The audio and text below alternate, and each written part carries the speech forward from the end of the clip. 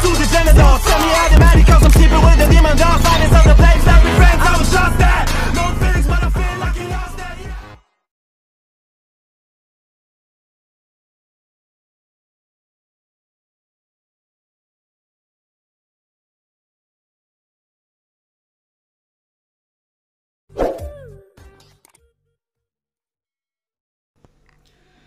Bismillahirrahmanirrahim. Assalamualaikum warahmatullahi wabarakatuh. Oke teman-teman, kembali lagi di channel Pengusaha Muda yang berkarya. Oke teman-teman, di kesempatan kali ini saya sedang berkunjung ke salah satu kolam ikan emas ya, atau ikan oranye ya. Di sini saya ingin menceritakan kisah sukses atau keberhasilan ya dalam budidaya ikan emas ini ya teman-teman ya.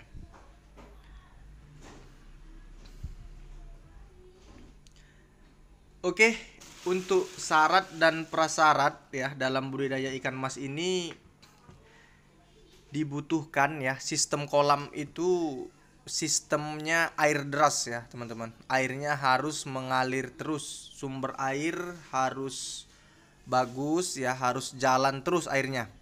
Intinya sistemnya air mengalir ya, dan sistem air deras. Itu salah satu syaratnya.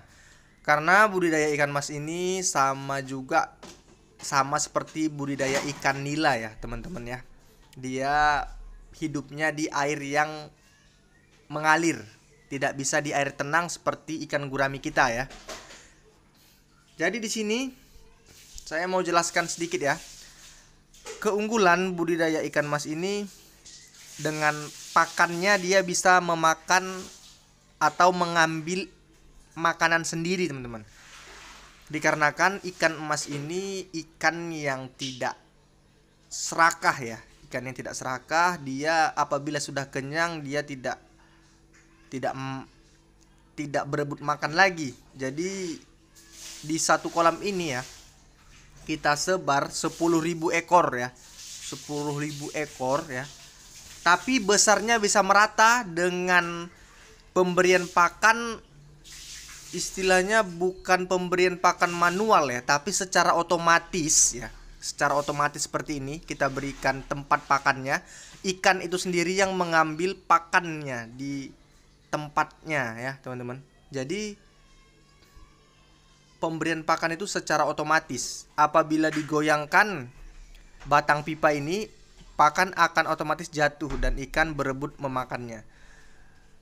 Oke, kenapa budidaya ikan mas ini dapat diunggulkan ya? Karena ikan mas ini tidak serakah ya teman-teman ya. Apabila sudah kenyang dia tidak ikut berebut pakan lagi. Jadi semua ikan dipastikan dapat pakan merata. Jadi seperti itu. Itulah keunggulannya dalam budidaya ikan mas ini. Ini termasuk ikan yang pintar ya. Jadi ikan oranye ini bisa mengambil pakan secara otomatis seperti itu.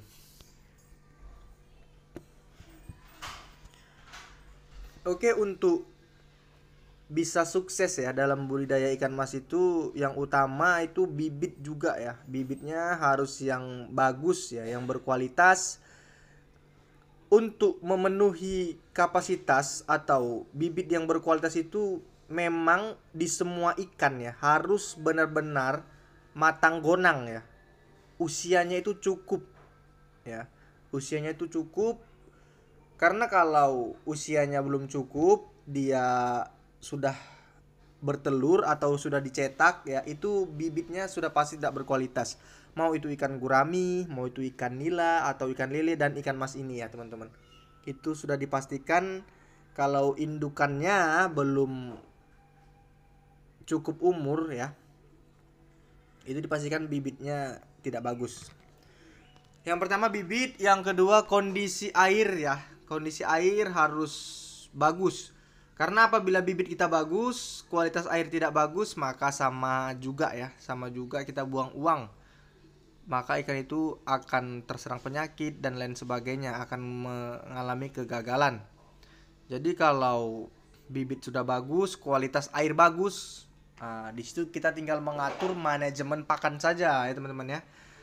Kalau di kedua ini sudah bagus ya, bibit kita sudah dapat yang bagus ya, karena kan kalau kita bermain di ikan ini harus banyak-banyak channel pembibitan yang bagus dulu. Setelah sudah dapat, baru kolamnya dulu kita lihat ya. Kalau memang sudah benar-benar bagus, baru angka keberhasilannya itu di 80%. 20%-nya itu tinggal kita gimana menangani hama di kolam itulah. Jadi seperti itu. Kalau sudah bisa kita kuasain ya, sudah kita bisa manajemenkan hamanya, sudah bisa kita manajemen pakannya, mudah-mudahan berhasil kayak kolam yang saya kunjungin ini. Kebetulan di sini ada puluhan kolam ya teman-teman ya, ada puluhan kolam ya. Di sini rata-rata budidaya ikan mas. Saya datang kemari ya, bertanya-tanya ya, untuk belajar juga gimana sih agar berhasil dalam budidaya ikan mas ini ya. Jadi sama-sama belajar terus, karena saya kan basicnya atau berhasilnya di budidaya ikan gurami. Jadi saya untuk budidaya ikan mas ini masih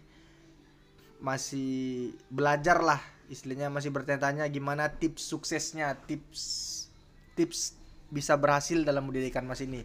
Rupanya syarat prasyaratnya itu ada di kualitas air ya, dan ada di sistem manajemen air harus berjalan ya. Jadi air itu memang benar-benar bagus, itu syarat prasyaratnya ya budidaya ikan mas ini. Kalau sudah air bagus, lalu kata bapak ini ya yang budidaya ikan mas itu, bibitnya harus berkualitas dan pakan harus berprotein tinggi. Jadi seperti itu teman-teman. Dan hama nggak lupa juga ya, sebelum penebaran benih kolam harus kita kosongkan dulu terlebih dahulu sampai benar-benar tidak ada hama ikan gabus ya. Lalu istilahnya hama, banyak hama ya teman-teman, hama kodok dan lain sebagainya, itu harus kita basmi benar-benar bersih, tidak ada. Kolam itu memang benar-benar steril. Lalu kita sebarkan lagi dengan menggunakan kapur dolomit agar pH air dapat tinggi dan bisa menstabilkan kualitas air ya. Lalu kita sebarkan garam juga ya teman-teman di kolam ini. Lalu masuklah benih yang berkualitas dan sistem air sudah bagus, dan kita lakukan manajemen pakan dengan baik ya. Melakukan manajemen pakan dengan baik, dan alhamdulillah di usia 3 bulan sudah bisa panen budidaya ikan mas ini teman-teman ya. Sudah mendapatkan ukuran 1,2 kilo dan paling kecil 1,3 ekor. Oke, salam sukses dari saya, pengusaha muda yang berkarya. Assalamualaikum warahmatullahi wabarakatuh.